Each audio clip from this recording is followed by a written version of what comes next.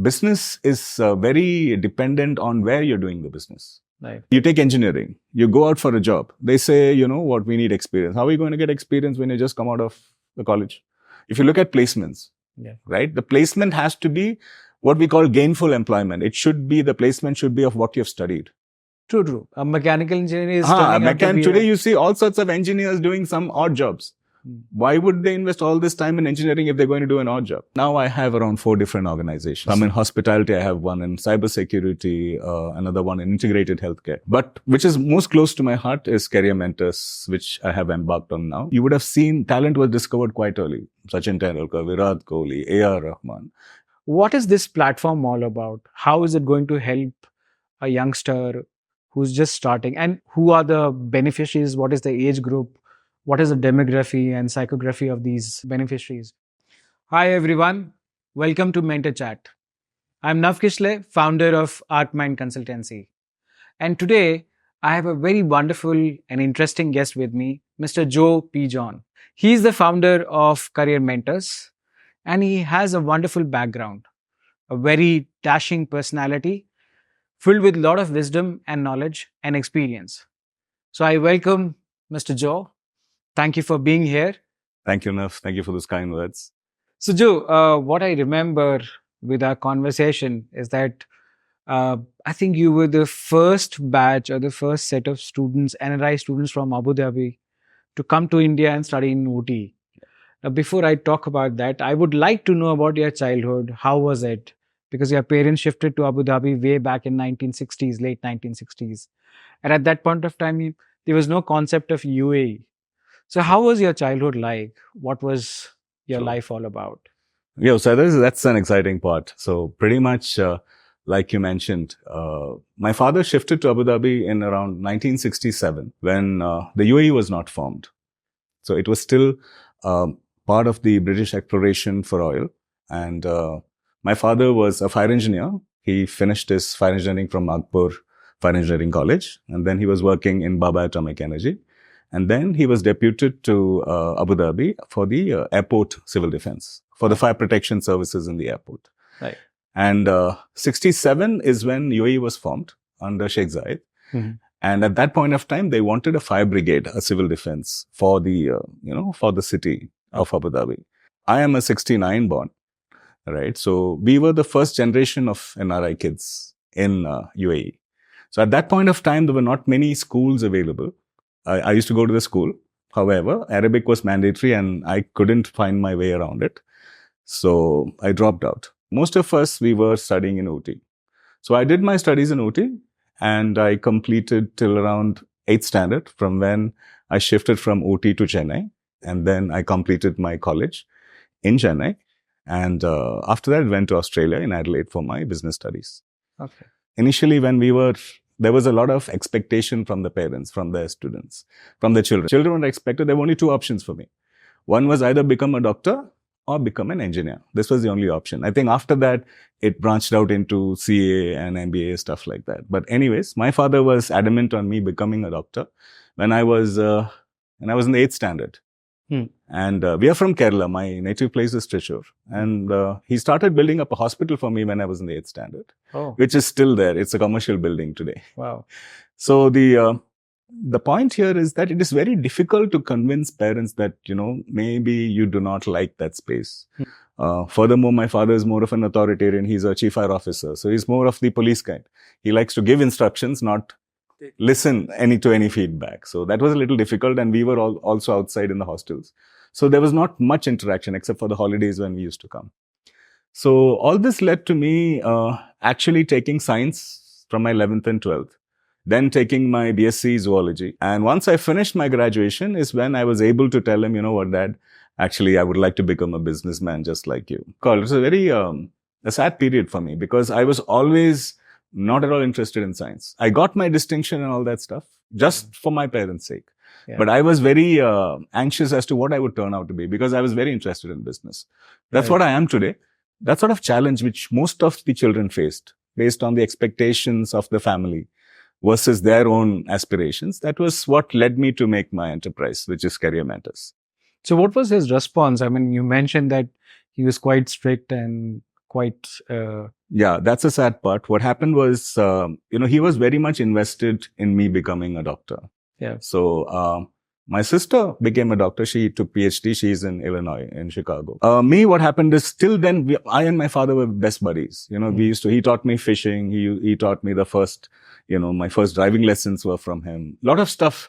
We were just like friends, right? But after this, he also felt that, maybe he has impacted my career in some way. And, the conversation stopped. It was more of it was limited to very few topics. Some formal conversations. Very formal conversations, that whole relationship went for a toss. Yeah. So that is the sad part. I believe that's the sad part today as well. When expectations are not met, there is a change in the basic relationship. Yeah. I think I can relate to it because I went through the same with my father. Oh, okay. Nevertheless, moving on from there. So how was your journey of entrepreneurship and business from there once you were convinced and you were quite confident about your path? So confidence in an entrepreneur in the starting stage is a very rare, because when you're starting on your journey, you really don't know what's in store for you. One, it is uncharted territory. And in my case, the bigger challenge was I have, even though I did my MBA, that was from Australia. Now, business is very dependent on where you're doing the business. Right. So learning business, how to do business in an environment which is Australia, which has got its own set of policies and, economy, and there are different dynamics. But in India, it's completely different. Absolutely. Right? Business, theory you can learn anywhere. Absolutely. But application of business, building the network, understanding it takes a lot of time. So, but first, when I came back from Australia, I was part of our business in Abu Dhabi, where we were into fire protection. So we used to, provide fire protection services for buildings, for ships from the airport. So I became part of the business. Again, that was not very interesting to me, but since it was father's business, I joined the business and did quite well because the company was established right from when my father resigned his post in the fire brigade around 78 or 79. And the business was continuing, right? But the only issue was you did not have any stability in the business because if you look at the UAE laws at that time, right, it required a local partner who was not necessarily, our partner was not contributing to the business at all. It's just his name was on the, on the license. And some of the businesses were 100% in the name of the local partner, even though you had, there was no investment office. So the problem comes when you want to disinvest, when you want to, sell off the business or anything like that, or get another director. That's not possible. Right. Right. At the same time, we had interest in India. So today I have multiple organizations. One of the organizations is we have a hotel property based out of Trivandrum in Kerala. That's right on the Kovalam Lighthouse Beach, which is an international tourist resort. It's like a mother destination for Kerala. Yeah. So that was something which I was, part of when I came back. Right. And father and mom were pretty much retired. So I had to take care of the property, develop it. Then, as I mentioned, this building, which was supposed to be the hospital, we had to change it into a commercial building. So we had to build up the whole, all the assets that we have into something that either produces rent, because I had no clue how to do business in India. And then it took some time. I worked for approximately 6 years in my life, which was from around 2005 to around 2011 in Bangalore. So I was part of the business process, BPO, right, where we used to serve customers for, in a company called AOL, America Online. And we were providing internet services, basically mostly to North America and surrounding areas. So that is when I came to know about, all the different metrics, all the different performance criteria when you do a business, which would have been very helpful if I had learned it long back instead of the hard way. So I learned it the hard way. I learned I learned that customer experience is at the base of any business because we handle multiple clients, and multiple clients, let's say it can be an airline, it can be a financial company, it can be a education company, right? Whatever it is, a business process outsourcing center provides a lot of different value systems. technical help, customer service, sales, marketing, quality control, all this sort of stuff. So I learned that even though you're remote, if you have all the metrics in place, it's ultimately the heart of every business is customer experience. Correct. So based on that, now I have around 4 different organizations. Awesome. Some in hospitality, I have one in cybersecurity, another one in integrated healthcare. Mm-hmm. But which is most close to my heart is Career Mentors, which I have embarked on now. And that is because forming a community and making a change in the education field, right? Where all the aspirations, all the effort, all the resources that have been put into somebody's education should translate to a successful career. Absolutely. I completely agree with you. Yeah. So the thing what I am able to make out is that what you feel is that if you had a mentor at that point of time to somehow guide you or handhold you to understand the nitty-gritties of starting a business, being an entrepreneur, running the operations, getting the businesses and sales, then probably it would have been a little easier for you, right? That's right. And so was that the foundation for the inception of Career Mentors? Yeah. So if you look at talent per se, or if you look at analyzing a career path, so I had a lot of different discussions. People from, from students to parents to leaders of, let's say, principals of schools, colleges, everything, because career is linked to all the different parts of the system. So if you look, it's like an analogy of, let's say, if you have a tree and you have a seed, right? The tree is in the seed, right? If you have a seed, if it's a mango seed, it will produce a mango. It will not produce a watermelon or something else. So this is something to what we should also look at in our kids, in the students. So already the talent is there. Our job is to facilitate the talent to its potential. True. So just like a seed needs good fertilizer, good ground, good, all these different mechanisms to reach its full potential, produce fruit or whatever, right? This is what is required from every student. So whether it's the parents, whether it is the teachers, whether it is the school, whether it's the college, whether it is the mentors, all this facilitates career success. Yeah. So as I mentioned, if you look at any of the grades, you would have seen talent was discovered quite early. Sachin Tendulkar, Virat Kohli, A.R. Rahman. Anybody you take, you would have seen talent was discovered quite early. Now, all of us have talent. It's not that everybody has got talent. Right. Right? I don't believe God makes junk. God puts the talent in every child, every person. So once you discover the talent, then the next, what the community is responsible for, whether it is the family, whether it is the teachers, whether it is the society, is to facilitate the talent to grow to its potential. Right? So that is so the first form of mentorship is from the parents. Right? After that, it translates to your gurus, which are in the school or surroundings, or, wherever, whomever the relatives you interact with, all of them mentor you in some way or the other.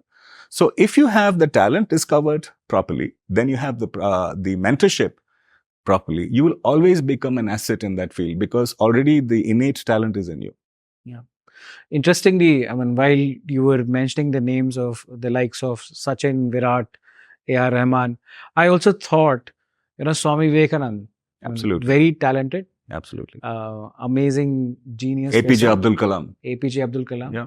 But they all needed a mentor. Mentors. Multiple mentors. Multiple mentors. Swami Vivekananda was discovered by Ramakrishna Paramhans. Absolutely. Gurudev. And yeah, we all need some or the other mentors in our life just to show the path, nudge us, and make the right move to achieve what we want to achieve in our life. Yes. And not get derailed and deviated. Yes. Because I personally feel that I was very much active in music. I was a national level tabla player. I played football at club level and state level during my growing up years. And then I was also into theaters. So yeah, I was always confused that which side I should. What should I follow? Yeah, I should tread into. Because when you know that, you're good in so many things and you can do anything and everything, then you're confused. So you need somebody to tell you that, this is where you have to move. Now, coming to Career Mentors, what is this platform all about? How is it going to help a youngster who's just starting, and who are the beneficiaries? What is the age group? What is the demography and psychography of these beneficiaries who will gradually become the part of your platform? Yeah, that's one of the most crucial questions in today's world. So the foundation of Career Mentors is on understanding that we are capable of discovering the talent through a set of different methods. So one of the methods which is very, which is there for quite some time is the foundation of psychometric assessments. I believe it started from either the army, where you needed to find out what sort of a person are you taking in, right? And that has evolved today into multiple types of assessments. So today, to answer the first question as to how early can you detect the talent, you can detect talent from maybe around 5 years of age. So there is something where you could find out, even with the fingerprint, you could find out, you have DNA analysis, you have genetics, you have fingerprint analysis, you have psychometric assessments. So even parents, normally before this, you did not have any of this, right? It is just the parents, when you observe the child or the society observe the child or the relatives, they are able to find out, this child is good in that, because normally you will see the sort of, influence certain fields has on children. Some are very dynamic, some are very outgoing, some want to draw, some want to talk, all that. So if you look at something called a multiple intelligence, if you Google it, that is called Howard Gardner's multiple intelligence, you will see around 8 types of intelligences, right, which is shown quite early. Correct. Now, the idea is you don't have to focus on anything. You just have to see what is the intelligence. Do they like music? Do they like art? Do they like sports? Something like this. So, if that can be discovered quite early, then we can slowly progress them. The idea is you should have experts interacting with them. So now our class teachers are not very experts, right? So the school need to have this sort of resources. Otherwise, the children have to be exposed to this sort of areas so that the experts can say, you know what, I think this guy's got or this girl has got a future in this. So let's try it out. It's all discovery, right? So once we have the assessment, we have pretty much a 70 to 80% understanding of what the dominant path is. And then the idea is to discuss it with the parent, because the discovery is not for the child. It's for the child. It is for the parents and the teachers and everybody else to know what, maybe this is a potential success in this field. And then we all get together so it says it takes a community to build a child, yeah, or to build a career. So right? The role is more is that of a nurturing role. Yes. We nurture, we create an environment. And just like you mentioned, the journey of a seed, so unless we don't provide them the environment, it will not germinate, it will not grow into a tree and come to the full potential. True. If you look at all the different, challenges today, especially after COVID, children are in this, children are not even children, I think everybody across the board are in such a state of anxiety and stress. There is a tendency to give up. Now, give up can be anything. It can be turning to maybe vice like alcohol or drugs or whatever, right? Sometimes even suicide. Why is this? Because they're not sure what to do. They're afraid of what is in the future. That is only because there is so much of confusion created, so much of frustration created.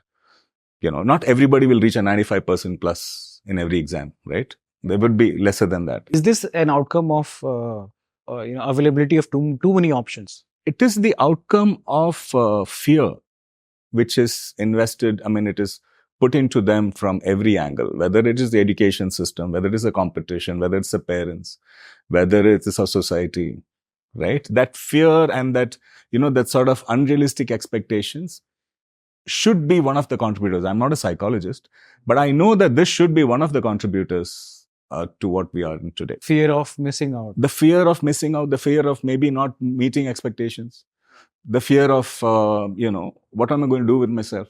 Fear of failing is also. Fear of failing. So all this can sort of translate.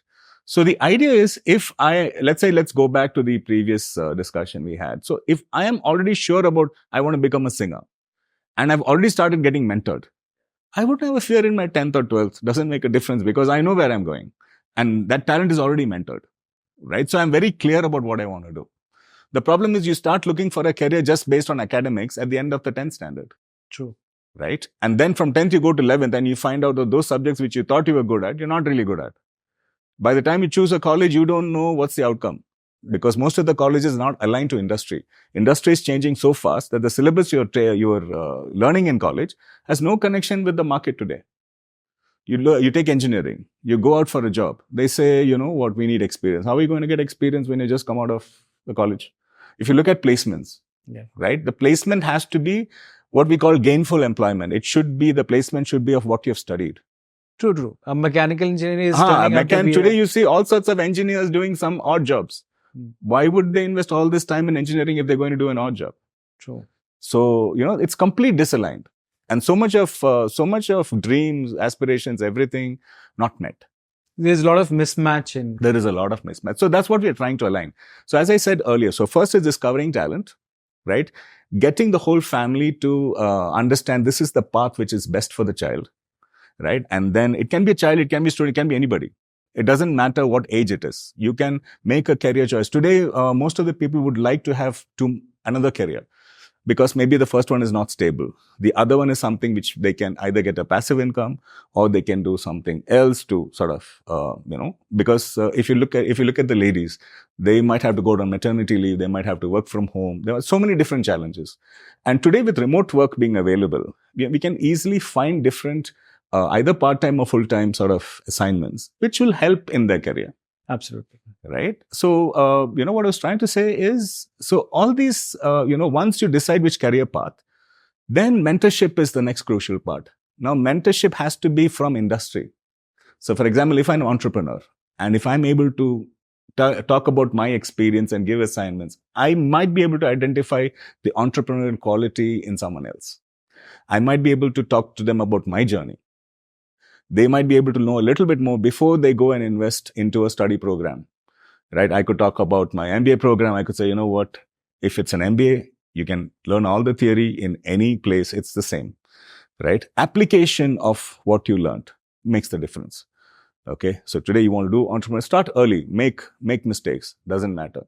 We can support them. Maybe the family is not an entrepreneurial family, but maybe we can provide a support system. So all this makes a big difference. If any sort of field, right? A lot of people have no idea about, most of the people don't know, I think, more than 8 or 9 fields. True. We have 268 plus career paths. Yeah. Which nobody even knows about. So this is our mission. Our mission is to educate, on our platform. We have a virtual platform and we are forming a mentor community from maximum career paths so that we form a way for them to interact with industry mentors as well as start getting professional certifications, right? So when you take a study program, you have a parallel professional certification, which you can term as experience, which we can then move into internships and placements. So we are trying to get this whole system in place. I believe the formula is ready. Now it's just all of us have to collaborate to give the solutions. Awesome. That's really nice to hear about. We were talking about psychometric tests. Before we get into that, what is my experience about psychometric test is that, one of the initial tests, what I remember is MBTI, Myers-Briggs Type Indicator. And yes, you're right that it was given by Myers and Briggs, a mother and daughter who were trying to figure out what is the area which they should actually focus upon in terms of their career.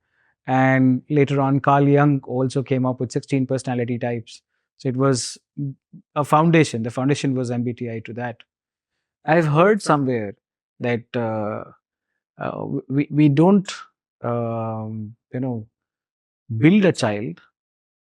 We just nurture a child.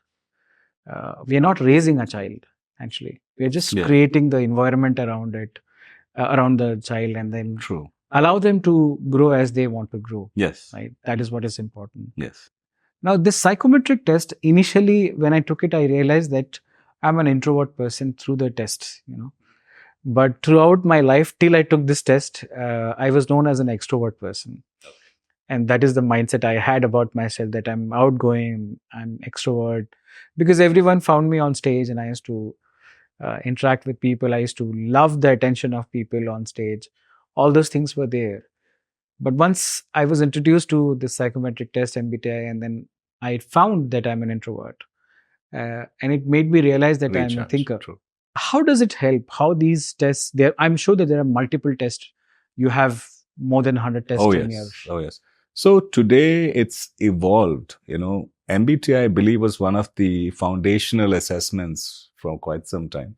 But today it has evolved to such an extent that, you can find out, you can profile the genetics of a person, DNA genetics, it's become that profound that you could pretty much go to any level and understand that. So in terms of, there are hundreds of psychometric assessments.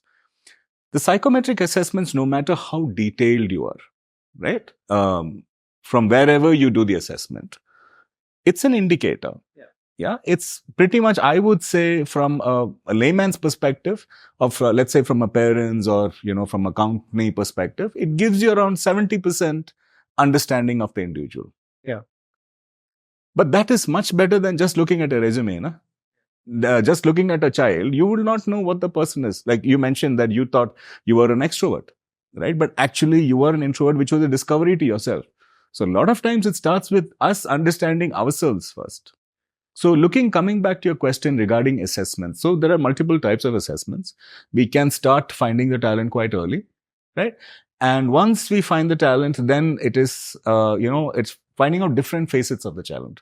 So let's say in one part is if you divide the whole skill set, one might be something to do with, from a career perspective, I'm talking about, something to do with your emotional stability, right? How are you able to relate to yourself, to your family, to your team members, to society, to community? That requires a certain skill set, which is a social skill set. Now, this is a big challenge nowadays because most of the people are on their phone or most of the people are on the screen. They don't have to interact, right? Most of the people are interacting with the virtual world, right? Not the real world. The real world and the real friendships are really messy. It is not as ideal as you make them. Yeah. Friendships, sometimes you fight, sometimes you argue, but that is how you become become a socially asset, a social asset, right? So that is one part. Second part is how you manage yourself. Whether it is your time management skills, whether it's all the different skill sets you need, which is your problem solving, your critical thinking, your visualization, your communication. All this is something that, again, we have to build. It is required in any profile, right? Third might be your domain expertise. Whichever career you've selected, what is your, where are you in that on the real career path? So let's say, even just like I mentioned, if it's art, where have you progressed? So you have to progress beyond a certain level to be of use to the industry. So all this has to be mapped. So today you have schools, you have a lot of clubs, you have a lot of talent clubs, right? Which can actually, give you a lot of value in different fields rather than the academics alone.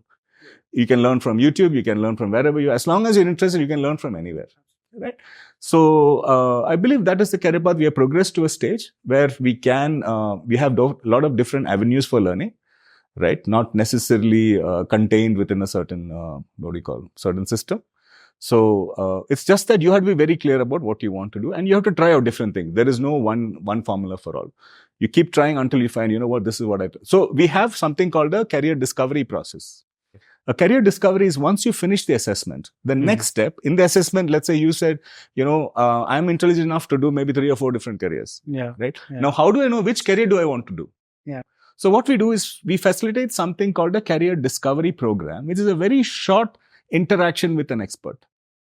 So let us say somebody wants to find out about you, about your career. Yeah. Right. So you are into the world of, from what I understand, you are in the world of, you are into theater, you are into CSR, you are into trainings, workshops. You have multiple phases, where you can become a mentor. Right. So somebody can say, okay, how was your journey now? How did you reach here? How does theater help you? What is CSR? Right. How does CSR help companies? Right. This is something they can learn from you. Now, CSR is one of the biggest and the most, it's the most influential field going forward. Today, yeah. Today, right? There's a lot of stuff which they would not know. They could not get from a YouTube or from a classroom. Correct. Right. So we facilitate this career discovery program where they will have, we will sort of digitize, just like we're digitizing today, maybe a podcast on you, a podcast on a day in your life, a podcast, which is digitized. So anybody can look at it at a self-paced model. There was a concept of human library before pandemic, Wow. Okay. People used to meet the experts of certain fields and have an interaction. With that person for an hour or 2. Yes. So anywhere they wanted to sit and have a discussion on this. Correct. This is the next level. This making is it- the next level because ultimately we might not have so much time to engage with many students, Yes. but a digital part of it scales our interaction. Yeah. And then we limit our interaction directly to the student. Let's say if they're interested, they would go for a small interaction like a consultation with you, right? To ask specific questions which they want to answer for, which is the families. And all this is a paid sort of service so that it is viable for everyone. Right. So let's say I'm going to spend around lakhs in a media and com sort of study program. Absolutely. Minimum is what? 6-8 lakhs. If you take from that right up to career. So let's say until employment, the amount of investment which is going to one student or one candidate, it's in the lakhs, right? Absolutely. So we try and put this into a very small model, a financial model of something between around 10,000 rupees. Where we have built one interaction with the expert, all the digitization or understand that particular career path. The third part is maybe you will give them one small assignment where you would give them feedback based on the assignment. You'll tell them, okay, this is what you need to do. Maybe there will be one theory class which is digitized and given to them. They do the assignment, they submit it back to you, and you do a rating. And you say, you know, kind of proof of a kind of proof of concept, exactly, where they discover, you know what, is this something I like to do? So if I have to try 4 career paths, maybe my investment is something between 40 to 50,000 or 40 to 60,000, whatever. It is nothing compared to the lakhs. Let's say if you're going to become a doctor, that's a 1 crore plus investment just to get a degree. Absolutely. So this makes sense because then they have a complete understanding of a career path before they choose the career or they choose a study program. And also it happens at the right time. It happens at the right time. And if we have this before, right, because this interaction can be done at any point after 8th standard. You know, from 8th standard, we start planning a career. Until then, it is just developing your talent. From 8th standard, it's planning a career. So career planning starts with the career discovery program. So after first the psychometric assessment, the career counseling by the counselor, where you shortlist the courses you want to explore. Then you go to the career discovery program. And after that, you fix, you know what, this is what I'm going to do. And you can start it quite early. Even before 8th or 9th, you're ready. So your 10th exam, you know, you're not that nervous or anxious regarding the results because you already have your career in focus. The end point of any education is the career path. In fact, in one of the conversations with, remember Mr. Sampath, and we all were sitting and yes, he mentioned that there was a girl who came for internship and she was very clear that she wants to be a criminal lawyer. True. And she went ahead and pursued that, and right now she's practicing that. Yes. So, you know, that's the kind of clarity you have when you have this kind of exposure. And the new lot of youngsters, if I talk about podcast, there are people like... So today's generation is very clear if you give them the direction, right? Yeah. For example, the guys shooting our podcast, all of these are youngsters. Yeah. Right. So all of them have developed this sort of, very focused understanding of what they want to do. True. Right. So across industries, you will see that youngsters, whether it's entrepreneurial skills, whether it is media and com, you take any industry. Malayalam, now you have a big craze for Malayalam movies, right? Different subjects, right? Different sort of, so the whole world is talking about Malayalam cinema today. Everything is a progression. So if you build the right, so how did this come? Because of the OTT, right? So OTT gave that space for, for talent to develop. YouTube gave the space for talent to develop.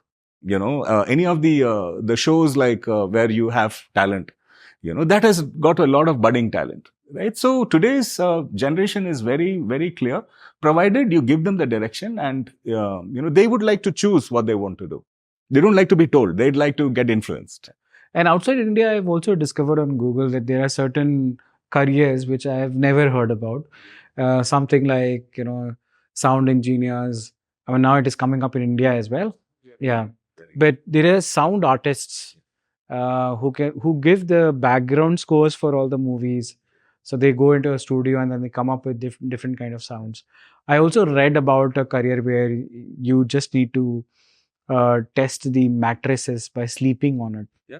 So you just need to go and sleep and, imagine a work. We have food bloggers coming, just to give reviews on the food. Food bloggers and so many amazing Food tasting is also there. Tasting is wine tasting wine is also tasting there. is there. Yes. So different kind of beer tasting. All these are different. All these are kind of niche sort of careers. career path. Yeah. So if you look today, if you look at whether you take artificial intelligence or whether you take big data or whether you take virtual reality, any of these are new age careers, which is, it's still developing. We really don't know how it is going to change in the next few years. All we know is we have to be adaptable and we have to learn as we go. There is nothing called I finished learning. You're always learning, whether it's software, whether it's any career is constantly evolving. So as long as we build that sort of resilience into the, into the candidate, they would not be afraid of whatever changes come. So this is part of the... And the platform like Career Mentors actually is helping them to take informed decisions. Yes. So it's completely data backed. Yes. So you have certain data, you have certain nudge, you know that this is the direction where I should actually move ahead. And then with informed, approach, you go ahead and you actually find your career and excel in your career. Not just finding, you not just sustaining, surviving in your career. You excel in that. You become an expert into that. Right? So we walk the path of providing professional certifications. So for example, I'm a sales guy, right? Now you, instead of being with one mentor for a long course, I rather do multiple certifications.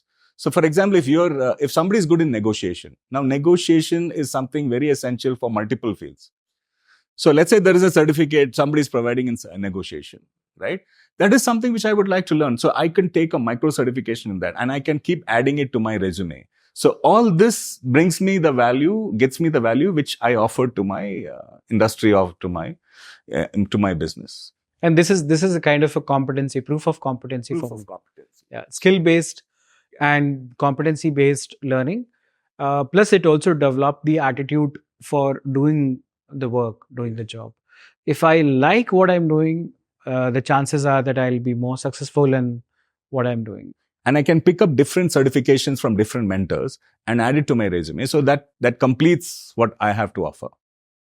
So this is what we're trying to promote. Instead of investing, let's say, 8 lakhs into one sort of study program, might as well divide it into multiple certifications where the theory is mapped to a class project or an assignment. So that adds value. So when I go out into the market for my placement or my internship, you say, I did this. This is what I learned. This is what these are the values I got, right? So it builds a lot of value for the intern. So even if you look at industry level, they don't want to spend too much time in training. They would like to get mentor talent. Right? If you get mentor talent, it's easy for an organization to absorb you because you're pretty much ready to be productive. Just very little of, training required. Just the subject matter expert. Because a lot of resource wastage goes into the first year where too much of training and development is happening. And by the time the employee becomes ready for the organization, they leave. They move on. Yeah. So all this effort and investment has been wasted. Yeah. So now they're saying, if you give them something like this, where you can in-depth, assessment, in-depth internships done. Okay. So they have a model. So in the other side, what we're trying to do is we are trying to map competency from industry side. So let's say I'm an organization. I have people working for me. We map the competencies which my organization staff already has. And we map that competency with anybody in the market. Right. So if you look at a college, let's say tier 2, tier 3 city. So it's also helping them in recruitment. It is helping them in recruitment. So if we map the competency, this college, you have X number of students who have this competency and they've done X class projects. Immediately that would be, sent out to all the possible recruiters. Yeah. So the time taken to, select the resumes is reduced. It's very and that what is the kind of inputs or what is the kind of candidates are being sent to you. Yes. That is what is ideal. So we can start giving offers to the candidates while they are in the college itself. Because already this whole thing is digital. Yeah. So they can, so when you're ready for placements, you already have a set of hiring, agencies looking for you. Yeah. Yeah. Quite interesting. So that's the last part. This is the side of the students. Right? Yes. There's another side, which is that of the mentors and on the platform. Yes. So mentors, what we're talking about, what you'd like to understand is how we select the mentors. Is that what? So my mentor community is basically from the entrepreneur model, right? So anybody who is an entrepreneur in their particular field and who has demonstrated the value that they bring to the to their clients in terms of a service or a product is what we look at. So we sort of value them based on customer sentiment. As I said earlier, customer sentiment pretty much is the heart of a business. So if you go to any of the social media platforms, which is your Facebook, your Insta, your Google business, your LinkedIn, you'll get a lot of feedback on that particular person or the organization. Right? So let's say Google business is where everybody goes. Let's say I don't know something, I go to Google and I start searching. And then you have all these sites which come up which say, this organization, so many reviews, 4.5 rating out of 5. So even my organizations are based out of that. So capturing customer sentiment. So once the customer sentiment is captured, you understand mostly what is the value they provide to the customer. And based on this, we select our mentors. Now, if we find a potential, mentor, we also handhold them in building their brand because we are invested in our mentor's success. So we help our mentors to become successful. We help our entrepreneurs to become successful. We showcase them on our platform. We drive a contact center experience. We can, telling them, this is what because unless they are successful, I can't promote them, they can't provide more value for my candidates. So this is the whole. I've been a master trainer, international master trainer on local fundraising, CSR, resource mobilization. I remember, even now, I get a chance to interact with people in Africa, Brazil, somebody sitting in Afghanistan, Pakistan, or Fiji, Cambodia. So that's a good thing because they are able to. I'm able to exchange my knowledge with them. They are able to sit in the remote place and learn about these things and get benefited out of it. And same is the case with ourselves in this country as well. We have so many talent at different parts of the country, but they do not have the right platform or they do not have the right access to a set of informations, mentors. And I think Career Mentors is going to solve that problem for them. That is the challenge we have. I believe that we will need quite a lot of career mentors, given the size of the challenge. What a wonderful conversation, in depth. Thank you. About career mentors, how we are going to impact. How is it going to impact the lives of different students? Then how is it going to engage people in the form of mentors? It's amazing to know. And I'm sure that this platform is going to grow. Thank you. Become quite big and shape up the lives of many, many individuals in the coming future. So because of the paucity of time, Joe, now we have to end this podcast. I would like to know from you that do you have any specific message for the audience out there? Anything which you would like to say to them? Yeah. So ultimately, this mission requires a lot of resources, a lot of talent, a lot of people. It's a community effort. So whether you're looking at any of these verticals, whether it is the assessments part, the career counseling part, the mentoring part, internships, placements, we require people from every walk of life. We are able to provide a continuous solution, a complete solution. So what we would like to do is for you to visit our website at careermentors.com, or in any way that if you would like to know more about us, or if you would like to collaborate with us, whether you're a teacher, you're a mentor, you're an institution, you're a company, you're an entrepreneur, anyone who wants to know more or wants to add value, you're welcome. And we look forward to creating this community for a better future. Thank you. Thank you, Joe. Thank you for your time. It was a pleasure meeting you. It's been a pleasure. And having a talk with you. Want to spend some more time with you. Thank you. So we look forward to more and more episodes like this with you. Me too. Right? Thank you so much. Thank you, everyone, for watching Mentors Chat. And do come back to it. Subscribe to our channel on YouTube. Put your questions forth on the channel, and we will definitely respond to it. With these words, I'll take a leave from all of you. Have a nice day. Thank you so much. Thank you.